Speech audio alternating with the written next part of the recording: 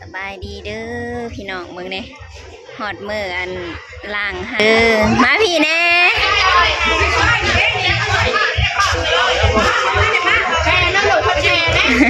ยัง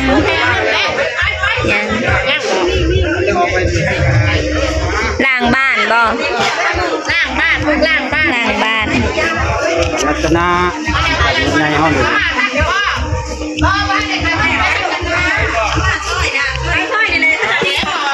ถู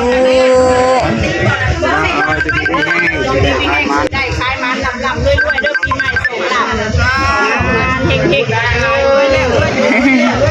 ๆล่างบ้านพี่น้องโมแล้วสาธุปัฒนาเอาเอง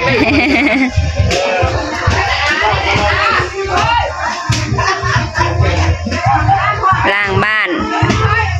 วันที่6แล้วก็ได้เนาะพี่น้องเนาะบรรยากาศสงกรานต์พี่น้องพระเจ้าปิดห่านเบิดแถวนี้ก็ได้เสาหงกับเปิดห้านเนาะจังหน่อยกับเสเมื่อบ้านเลยสิพาออกมาเบิ่งรีวิวอยู่ข้างทางเนาะพระเจ้าลิ้นบ่หรือว่าอะไร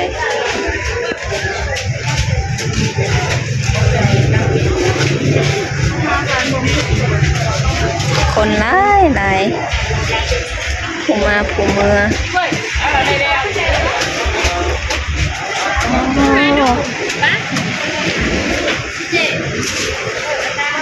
นี่ข้าเจ้าลิ้นนะนี่เนาะแรงๆจังหน่อยเมื่อวานนี่ก็เจ้ากระลิ้นเนาะแต่ว่าเศร้าในแล้วโซงก็มาซื้อนมเนาะสิเอาไป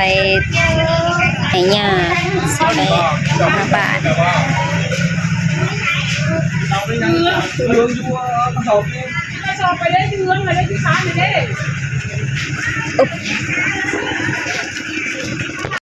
คน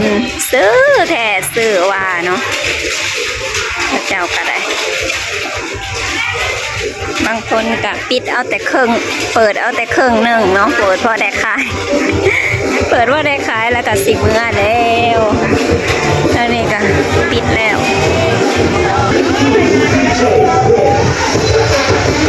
ตอนนี้เริ่มเนี่ยนะทาง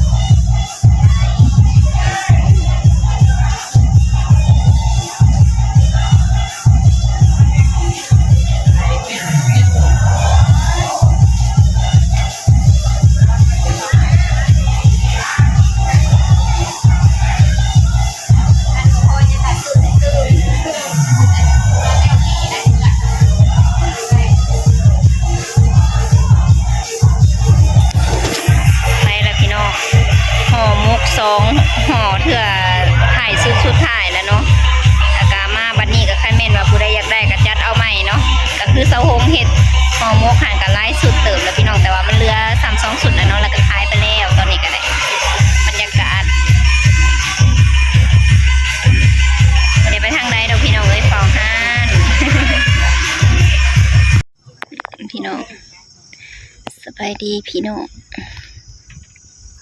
ตอนนี้ก็หลังจากที่ปิดห้านแล้วเนาะสะฮงกับมาป่าพี่น้องเลยแต่ว่าสะฮงไม่ได้เข้าไปเนาะญาติเว้าเป็น เว้าความจริงเลยเนาะพี่น้องให้แม่เห็นและคนลุกเลยเนาะรู้สึกคือกันบ่พี่น้องหากแล้วแต่คนเนาะ บางคนก็เฉยๆแต่สะฮงน่ะสิถ่ายอยู่นอก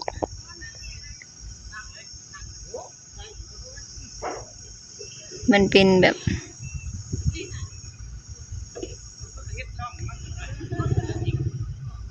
สะฮงโบเข้าไปกับยาสะฮงขี่ย่านพี่น้องเอ้ยก็สิถ่ายอยู่นอก ถ่ากระถาผู้เดียวอีกได้พี่น้องเอ้ยรุดเขาเจ้ารอบๆก็สิเป็นจังซี่แม่ป้าลุงนะสาวอายเนาะพอเพิ่นก็เข้าไปน้องสงฆ์ที่ถ่ายอยู่นอกนี่อันนี้คือศาลาเนาะเพิ่นเฮ็ดใหม่พี่น้องเอ้ยหลังจากที่เก็บห่านแล้วก็มาบ้านสงฆ์ก็ได้อันนี้รถเขาเจ้าบ่ฮู้ว่าบ้านใดอันนี้ก็สิตะกี้แถวนี้สิ6เนาะบัดนี้แปลนเบิดแล้วพี่น้องอันนั้นก็สิเป็นทาง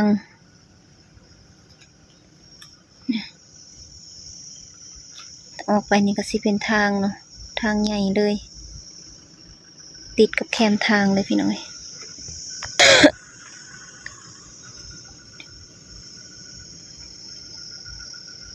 ได้แบบว่าละเอียดพอปานใดเนาะ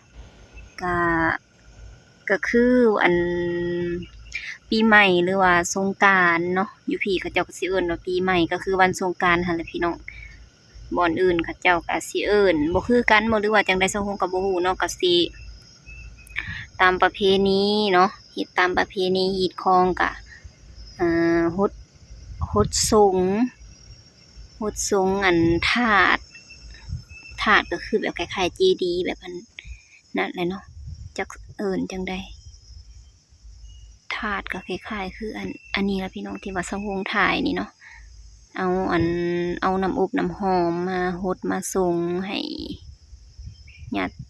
าติพี่น้องที่เพิ่นล่วงลับไปแล้วคือที่เพิ่นแบบลาโลกนี้ไปแล้วเนาะพี่น้องมาฮดมาส่งเพิ่นเนาะแล้วก็มีแบบว่าฮดส่งผู้เฒ่าผู้แก่ไปฮดไปส่งแบบให้เพิ่นสุ่มเพิ่นเย็นเนาะพี่น้องประมาณนี้แหละบางคนก็อาบน้ำให้บางคนก็ฮดมือฮดตีนแล้วแต่คนหลังจากที่แล้วนี่สะฮงก็สิออกไปหน้าหญ้าไปฮดส่งหญ้าเนาะแต่ว่าในนี้บ่ได้เข้าไปตะกี้เนาะตอนสะฮงยังน้อยๆนะพี่น้องสิมาเล่าให้ฟังเนาะสะฮงน่ะบ่ฮู้ซ้ำว่าแถวนี้เป็นป่าแบบป่าสาป่านี่นะสะฮงก็ย่างเนาะแบบมาน้ำปูน้ำหญ้าตะกี้อยู่หน้าเนาะพี่น้องแล้วเข้ามาบ้านเนาะก็ย่างทางนี่แหละพี่น้องทางเดียวกันเลยนี่นะนี่ย่างแต่ว่ามันสิบ่เห็นธาตุบ่เห็นหยังเลยแต่ก็บ่ฮู้เลยก็บ่ย่านเนาะย่างผ่านดิย่างแต่มันสิเป็นห้องเนาะตะกี้เนาะอยู่ทางนั้นนะพี่น้องพูนทางกุกอันนั้นนะทางมันสิมาเข้ามาในนี้เนาะมันสิลัดเมื่อเฮือนหญ้าทางนี้นะมันสิลัดเมื่อมันสิเป็นทางเป็นโศกมันเป็นทางเก่าเนาะแต่ว่าบ่ฮู้อีหยังนะเพราะว่าเพิ่นบ่ได้บอกตะกี้ปู่เพิ่นแบบไล่งัวไล่หยังเนาะเข้าไปในบ้านทางนี้ก็สิเป็นหน้าทางนั้นก็สิเป็นบ้านเนาะพี่น้องในบัดนี้ก็บ่ฮู้จักอีหยังเนาะของยังเด็กน้อยอยู่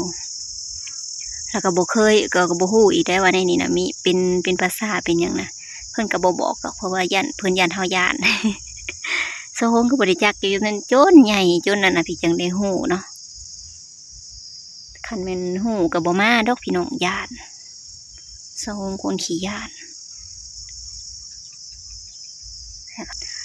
ตอนอันอยู่ไห้อยู่หน้าคือกัน เวลาลงบันไดเนาะบันไดมันสิเป็นขันอยู่ บันไดอยู่เทียงหน้านะพี่น้องก็ขันลงไปแล้วก็คิดเองนะว่ามีอีหยังอยู่พื้นบันไดความแบบพี่บ่าพี่บอนะความยากนะคิดเองแล้วก็แล่นขึ้นบันไดพี่น้องจนอันหัวเข่านี่นะจนซ้ำความอันระแวงความอันเป็นบ้าคิดไปเองนะแต่อยากหัวโอ้โหเกิดกังเว้นเรื่องคืนเนาะจังหวะขี่ยานปันนี้เนาะพี่น้องเอาเลยพี่น้องเลยสำหรับคลิปนี้ก็ขอจบไว้เพียงซ้ำนี้เด้อสาวหงกับบริเขาไปรีวิวอยู่ในสำนอกกะเอาอันแต่ข่าวยังน้อยๆมาเล่าสู่ฟังเรื่องตลกอย่างหนึ่งเนาะพี่น้องเนาะกับคนแบบว่าเป็นคนขี่ยานเนาะ ออกมาแล้วแล้ว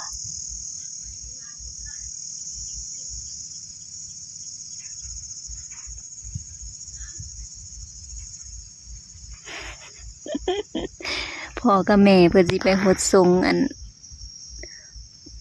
งปู่ถาดปู่กำนาสาวอยู่ทางปูนอีกบอนหนึ่งเนาะ ตอนตะกี้